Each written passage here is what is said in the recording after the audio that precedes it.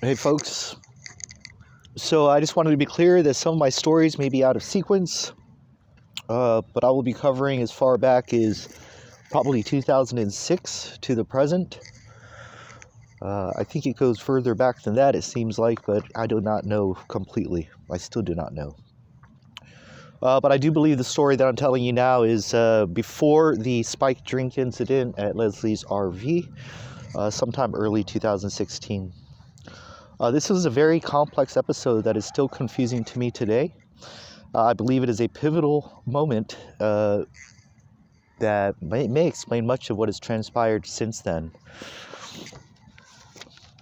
And so what it was I was introduced to a woman named Yvonne Schmidt, who told me she had just been released from the hospital after having an episode where she was basically in a coma-like state for 4 days, is how she explained it to me. Anyway, she seemed like a nice lady, and I didn't have anything to do at the time, and I was asked to watch over her.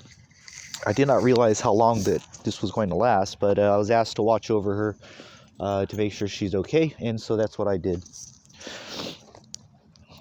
I need to be very clear that there were drugs being used during the time that we spent with each other, which was probably somewhere around 2 days, actually.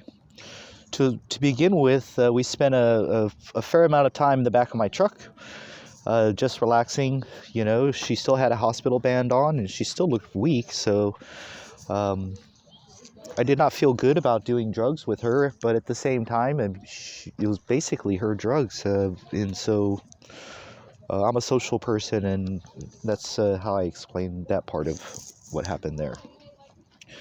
But it should just be clear that this was a drug-related situation because everybody was doing drugs.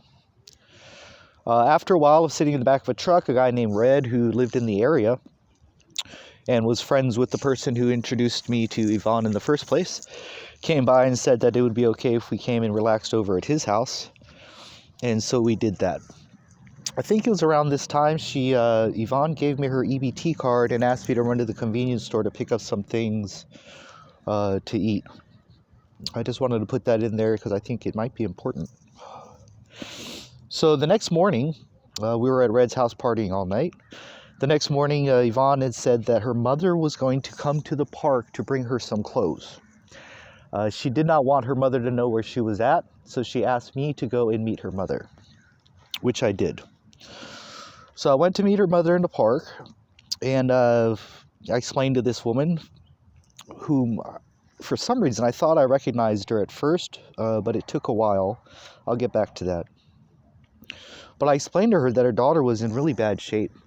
You know, I wasn't going to lie to her mother, and I made it clear that, you know, there was partying going on, and that what she needed to do was to, like, spend a few days with her mom or something, to make sure that everything is okay, especially after such a frightening incident where she was passed out or in a coma state for like 4 days.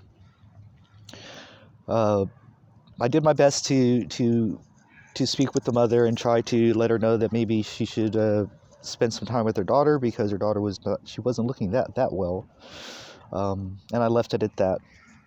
It dawned on me a few weeks later that this woman that I met in the park was not Yvonne's mother. This was Irma Morga, my sister's best friend's mother.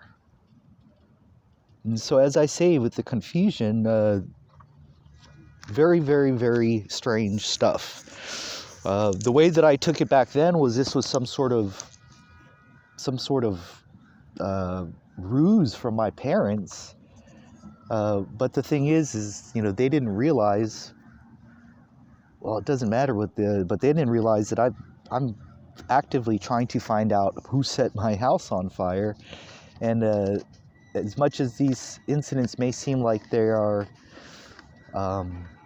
individual incidents that aren't related, they actually are related, and I will reveal more of that later.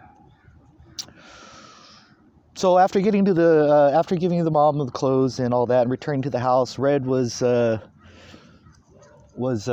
his way out of the house. He said that it would be fine if we still stayed there and relaxed, and he was nice enough to let me use his shower. That was a big deal. I hadn't taken a shower in a while at that time.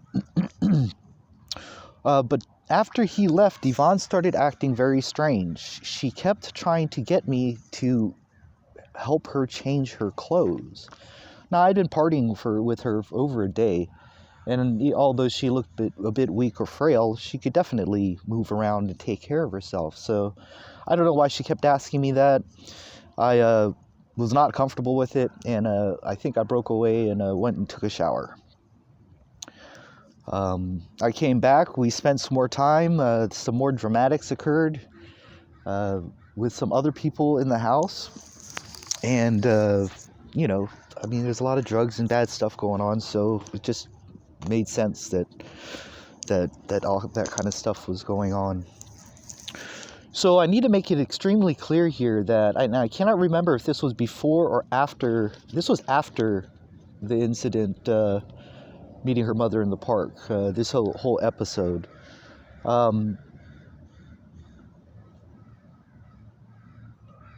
I caught her on many occasions in her silver Honda Del Sol following me. Actually, the first occasion was at the public library. I was in the back of my truck on the internet and stuff.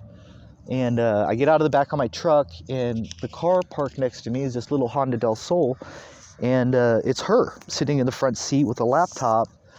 And she kind of looked nervously at me. I saw her, but I didn't acknowledge her. I was very surprised to see her in a vehicle. I didn't realize she drove. I thought she told me she didn't drive. Anyway, then there were multiple incidents where I would catch her following me through town at stoplights. And I have pictures. I have documented that because this woman was stalking me. And strangely enough, this was maybe a few months later, I'm at the Safeway. Interesting, Safeway connection here again. This is back in 2016, folks. Please remember, 2016. I'm in the Safeway parking lot in Prunedale, and lo and behold, she works at the Safeway there in Prunedale, right down the street from my father's girlfriend's house. That doesn't mean that they're connected with my, but there is a connection here. How else is it that Irma Morga is the one to deliver the clothes for this stranger that I've never met before? This stranger that was trying to get me to do things to her in the house that I would definitely not do. Why would I do that? This woman just got out of the hospital. I mean, I wouldn't, even if it was seemingly consensual, I would not, it's just not right. And she wasn't my type anyway. But I need to make it very clear. Nothing happened in that house. That woman was stalking me. Her connection is to Safeway, and I believe she has a connection to Hartnell College also. And the fact that she kept trying to get me to do things with her or to her, and the way that she behaved after Red and them came back towards the end of this whole episode was very, very strange. Very, very strange. But nothing happened for sure on my end. And most definitely, this person had been stalking me. The Safeway incident was a completely random situation. And there's been many of those, many random situations, which has given me a lot of faith in God, actually. One of the things that I've gained through all of this is a very, very strong connection with God and trust that He has prepared a path for me that, although is uncomfortable at this time, I have faith in that, absolutely, completely. So that's one good thing that's come through all this. But whatever the connection between Yvonne Schmidt, Irma Morga, my parents, my sister is very interesting. The fact that she was stalking me is scary a little bit. And how this all ties in with the fire at the house will be explained further. Thank you so much for taking the time to listen to this particular story. I'm hopefully going to be doing more of these. It takes me so long to recover after doing each one. And I know some of them sound like quick little stories, but the impact that they had on me and my life, my dog's life, is very, very, very great. But I do appreciate you listening, and thank you so much.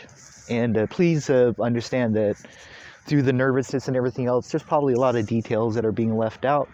But I tried to be as transparent as possible, and just,